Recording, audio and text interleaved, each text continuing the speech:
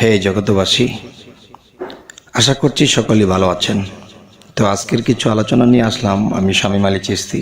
সে আলোচনাটি হলো কি, যে আমরা টুপি পরি, পাঞ্জাবি পরি বা জুব্বা পরি, পাগড়ি পরি। তো এই যে কিছু একটা বিষয়, এটা আমরা কেন করি? এটা এজন্যই করি যে হযরত মুহাম্মদ সাল্লাল্লাহু আলাইহি সাল্লাম তিনি এগুলো পরিধান করতেন। টুপি, জুব্বা, পাগড়ি। আরেকটা জিনিস ব্যবহার করতেন, তিনি দস্তরখানা বিছিয়ে খাওয়া দাওয়া করতেন। তো আজকের যে আলোচনাটি যে খুবই গুরুত্বপূর্ণ হবে ইনশাল্লাহ। তো আশা করব আপনারা ভিডিওটি স্কিপ করবেন না, পুরোপুরিটি শুনবেন যে হযরত মুহাম্মদ সাল্লাল্লাহু আলাইহি সাল্লাম কেন এগুলো পড়েছিলেন। তো এখন সেই কথাটি হল, দেখেন, হযরত মুহাম্মদ সাল্লাল্লাহু আলাইহি সাল্লাম প্রয়োজনের বাহিরে কোনো কিছু করেননি, প্রয়োজন ছাড়া তিনি কিছুই করেননি। তাহলে প্রথম আসি যে টুপিটা হযরত মুহাম্মদ সাল্লাল্লাহু আলাইহি সাল্লাম কেন পরতেন। দেখেন যে আমাদের বাংলাদেশটা কিন্তু মরুভূমির দেশ না, পিচ ঢালাই রাস্তাঘাট। তো মরুভূমিতে যখন হাঁটতেন চলতেন তখন দেখা যায় প্রচুর পরিমাণে বাতাসের সাথে বালু আসতো। তখন দেখা যায় মাথার চুলের মধ্যে যখন বালুগুলো পড়তো, কিচিরমিচির করতো এবং শরীরে একটা খিতখিত লাগতো। এবং দেখা গেছে এত বাতাস আর এতই বালুচরের বিষয়টা, তখন দেখা যায় নবীর সমস্যা অনুভব করত। তখন তিনি কি করলেন, একটি টুপি তৈরি করলেন। তো আমরা যে ডিজাইন করে টুপি পরি, আসলে এরকম টুপি নয় যে মাথারটাকে ঢাকনা দেওয়ার জন্য যতটুকু দরকার অতটুকু ঢাকনা দিয়ে তিনি টুপিটা পরেছিলেন। আচ্ছা, তারপর যে আমরা যে বর্তমানে টুপি পরি, আমাদের দেশে কিন্তু ওরকম বালু উড়ে না। আমাদের পিচ ঢালাই রাস্তাঘাট, এখানে ওরকম পরিমাণে বালু নেই, তারপরেও পরি। আচ্ছা, যাই হোক, এবার আসি জুব্বা। তো এই জুব্বাটা নবীজি আগের দিনে তো অতটা পাতলা কাপড় ছিল না, তো যেমনটাই ছিল অনেক বড় জুব্বা পরতো। এবং জুব্বার উপরে দেখা গেছে, আমরা যখন দেখি একটা লোক যখন হজ করতে যায় বা সৌদিয়ানরা পরে, যে মাথার মধ্যে একটা স্প্রিং দেওয়া আছে আর রুমালটা দেওয়া আছে। তো ওই রুমালটা ব্যবহার করতেন হযরত মুহাম্মদ সাল্লাল্লাহু আলাইহি সাল্লাম। তো ওই রুমালটা যখন ব্যবহার করতেন, কেন করতেন, যে টুপির মধ্যে বালুটা পড়তো আর রুমালের উপর দিয়ে সেই বালুটা গড়াইয়ে তখন শরীরে পড়তো। তখন শরীরের মধ্যে যখন বালু পড়ে তখন খিতখিত লাগে। তখন একটা জুব্বা যখন পরা হয়েছে, তখন টুপির মধ্যে বাড়ি খেয়ে বালুটা ওই রুমালের মধ্যে লেগেছে। আর একটা বিষয় হলো, রুমালটা কিন্তু মাথার মধ্যে বর্তমানে স্প্রিং দিয়ে আটকাতে হয়। আর তখন নবী স্প্রিং করতে পাবে সেই যুগ তো তখন ছিল না। তখন গাছের লত দিয়ে মাথার মধ্যে একটা পেঁচ দিয়ে দিত, তাহলে আর রুমালটা উড়ে যাইতো না। প্রচন্ড বাতাস এবং বালু উড়ছে, তখন কি হলো, যে সেই রুমালটাকে আটকানোর জন্য সে একটা গাছের লত ব্যবহার করতেন। আচ্ছা, তাহলে রুমালটা স্থির থাকতো। টুপির মধ্যে যখন পড়তো, বালুটা রুমালে যাইতো, আর রুমালে যে বালুটা গড়াইয়া পড়তো তখন সেটা নবীর জুব্বা যে পড়েছে এই জুব্বার মধ্যে লেগে বালুটা বাহিরে চলে যাইত। তখন দেখা যায় এই প্রয়োজনে তিনি এগুলো ব্যবহার করেছেন। আচ্ছা, এবার আসি দস্তরখানা। আর হযরত মুহাম্মদ সাল্লাল্লাহু আলাইহি সাল্লাম এত বড় দস্তরখানা ব্যবহার করতেন, 4-5 মানুষ দস্তরখানাটা বিছিয়ে 4-5 মানুষ এখানে বসে তারপর তিনি খাবার দাবার খাইতেন। কেন? যে দেখেন যে মরুভূমি, অর্থাৎ বালুচর আর বালুচর, এই বালুচর তখন দেখা গেছে যে খাবারে বালু লাগতে পারে, বা একটা কিছু ধরতে গেলে এটার মধ্যে বালু লেগে আসতে পারে, তখন এটার মধ্যে একটা দস্তরখানা হিসাবে অনেক বড় করে বিছিয়ে তখন এটার মধ্যে খাওয়া দাওয়া করতো। আচ্ছা, তাহলে দেখা গেছে আমরা খাটে কিংবা ফ্লোরে কিংবা আমরা যখন বসি, নবী এটা ব্যবহার করতো, এটা আমরা ব্যবহার করি। এটা কি করতেছি, যে দস্তরখানাটা বিছিয়ে এটার মধ্যে খাইতেছি। কেন, আমার এটার নিচে পাটি আছে, সেই পাটিটাই তো আমার কাছে দস্তরখানা। তবে এটার উপরে আবার আরেকটা দস্তরখানা দিই কেন, এখানে তো বালু নেই। আচ্ছা, যাই হোক, এবার আসি যে হযরত মুহাম্মদ সাল্লাল্লাহু আলাইহি সাল্লাম তিনি যখন উষার আকাশ মানে খুব সকালে যখন তিনি হাঁটতে বের হতেন, তখন দেখা যায় যে যদি পায়জামা পরতেন তাহলে পায়জামাটাকে টেকনির উপরে তুলতেন। টেকনির উপরে তুলতেন কেন, দেখা গেছে থোকা থোকা ঘাস থাকে বা বালু, এই বালু ছিটকে ছিটকে পায়ের উপরে উঠে যেত বা কাপড়টা নষ্ট হয়ে যেত, আবার একটু একটু ভিজে যাইত। তখন দেখা যায় যে ঘাসের মধ্যে যে উষাগুলো পড়েছে, এতে কিন্তু দেখা যায় যে পায়ের টেকনিটা তো বালুতে ভরে যায়, তার মধ্যে একটু হালকা পানি পানি, এরপরে দেখা যায় যে কাপড়টা নষ্ট হয়ে যায়। তিনি কাচিয়ে একটু উপরে তুলে নিতেন। তো এই যে কাচিয়ে উপরে তুলে নিতেন হযরত মুহাম্মদ সাল্লাল্লাহু আলাইহি সাল্লাম, তিনি কিন্তু প্রয়োজনে করতেন এটা। তো এখন দেখা যায় মুসল্লিরা যখন নামাজ পড়ে তখন টেকনির উপরে কাপড় তুলে পড়ে, এখানে কি বালু আছে, এখানে কি পানি লাগবে। যাই হোক, এই হলো একটা বিষয়। আরেকটা বিষয় হলো, দেখেন যে হাদিস শরীফ বলতে কি, এটাকে গ্রন্থই বলা উচিত, সব জিনিসকে হাদিস বলা উচিত নয়। যে নবীজি হযরত মুহাম্মদ সাল্লাল্লাহু আলাইহি সাল্লাম থেকে যে সহি হাদিসগুলো এসেছে, তো কিছু কিছু মিক্সচার হাদিস আছে, এগুলোর মধ্যে কিছু কথা লাগিয়েছে যে যদি টেকনির নিচে কেউ কাপড় পরে তাহলে নাকি তার নামাজ হবে না, এবং টেকনির উপরে কাপড় পরতে হবে। আরো কিছু হাদিস এটার উপরে দেওয়া হয়েছে। তা এখন কথা হলো যে টেকনির উপরে কাপড় পরার মধ্যে যে উদ্দেশ্য ছিল নবীর, আমরা কোন উদ্দেশ্যে উঠাইতেছি। আচ্ছা, এই হলো একটা বিষয়। আরো একটি বিষয় হলো কি, দেখেন বহু বহু নবী রাসূলদেরকে দিয়ে আল্লাহ তাআলা এদেরকে দিয়ে দুম্বা, ভেড়া, খাসি লালন পালন করাইছে। তো লালন পালন করানোর উদ্দেশ্য কি, হযরত মুহাম্মদ সাল্লাল্লাহু আলাইহি সাল্লাম ছাগল পালতেন, ছাগলের রাখাল ছিলেন তিনি। তাহলে যে আরো বহু নবীদেরকে দিয়েও ছাগল পালিয়েছে। যেমন একজন নবীর কথা বলা হয়েছে, সেই নবীর নবুয়তটা আসবে আসবে বলে কিন্তু আসছে না, সেই নবুয়তটা সে পেয়ে যাবে বলে আসছে না।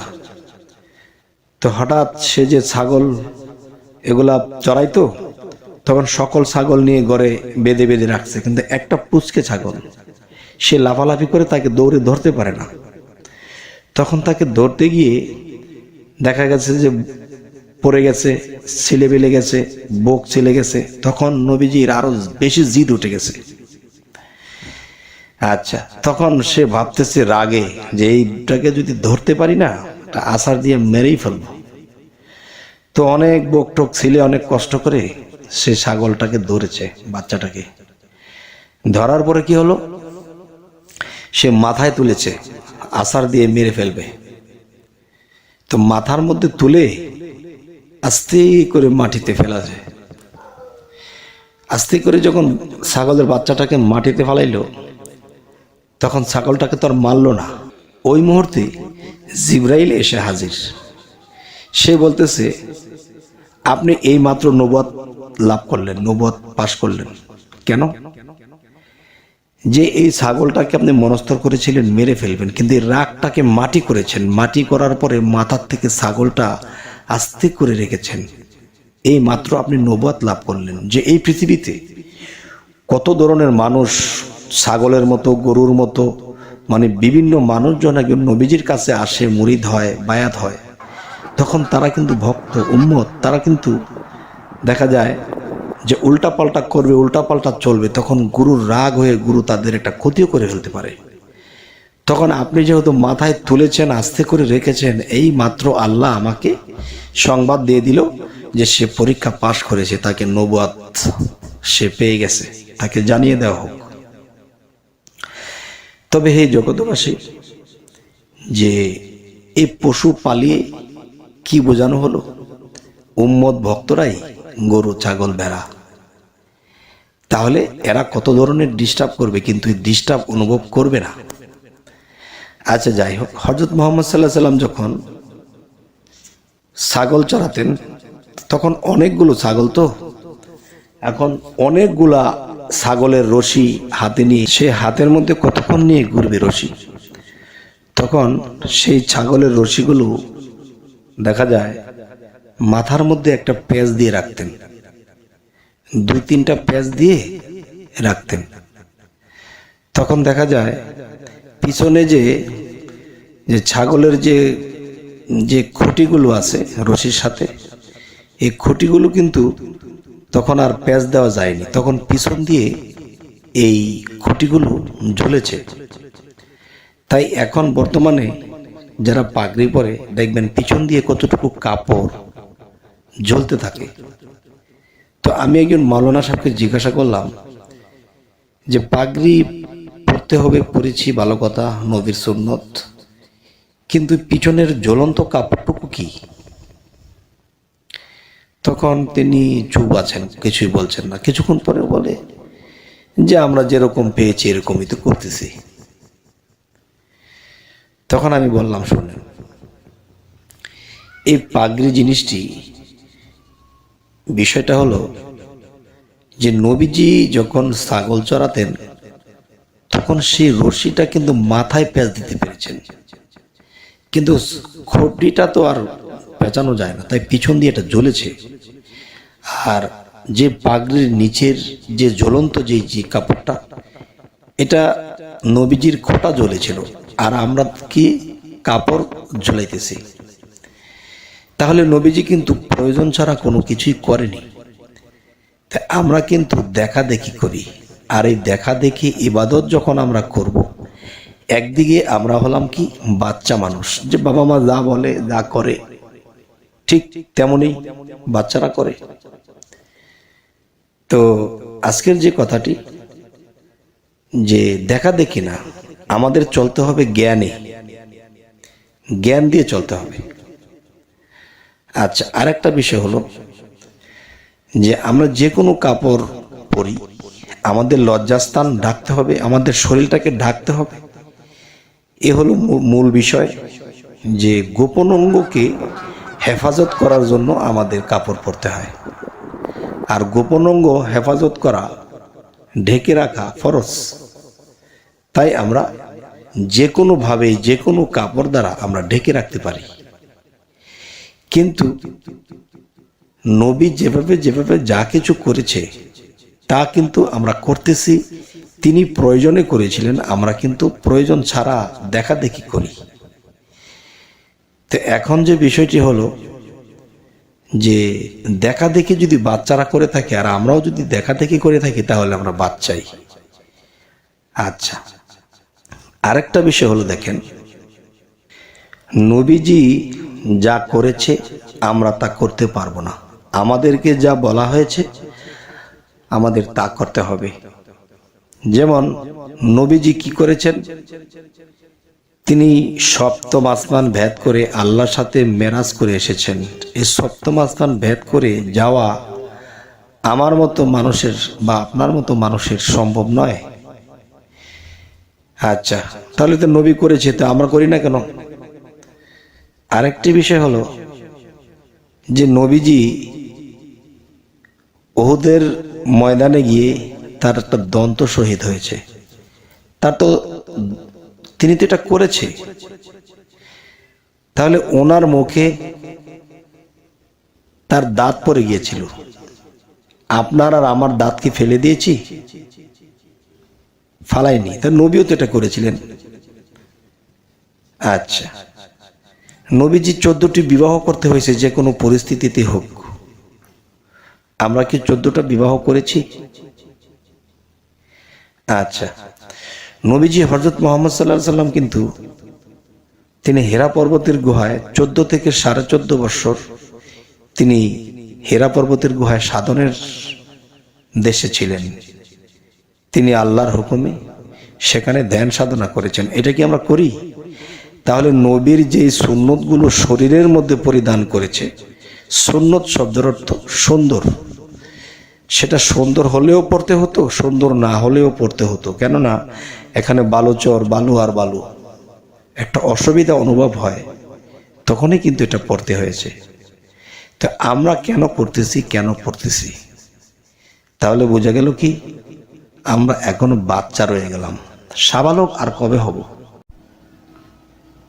হে জগতবাসী, আমি অল্প কথা বলি এখন রেখে দেব যে সুন্নত বলতে হলো কি জানেন?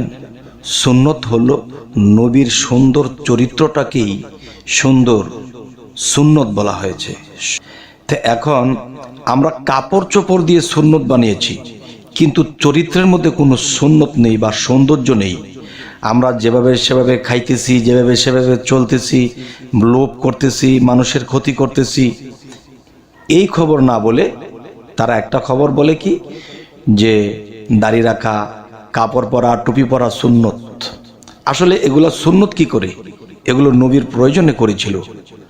আর চরিত্র, মৃত্যু, জন্ম হইতে মৃত্যু পর্যন্ত আমাদের চরিত্র যদি ঠিক থাকে, সেই সুন্নত যদি ঠিক থাকে, তাহলে আমাদের জীবন ধন্য।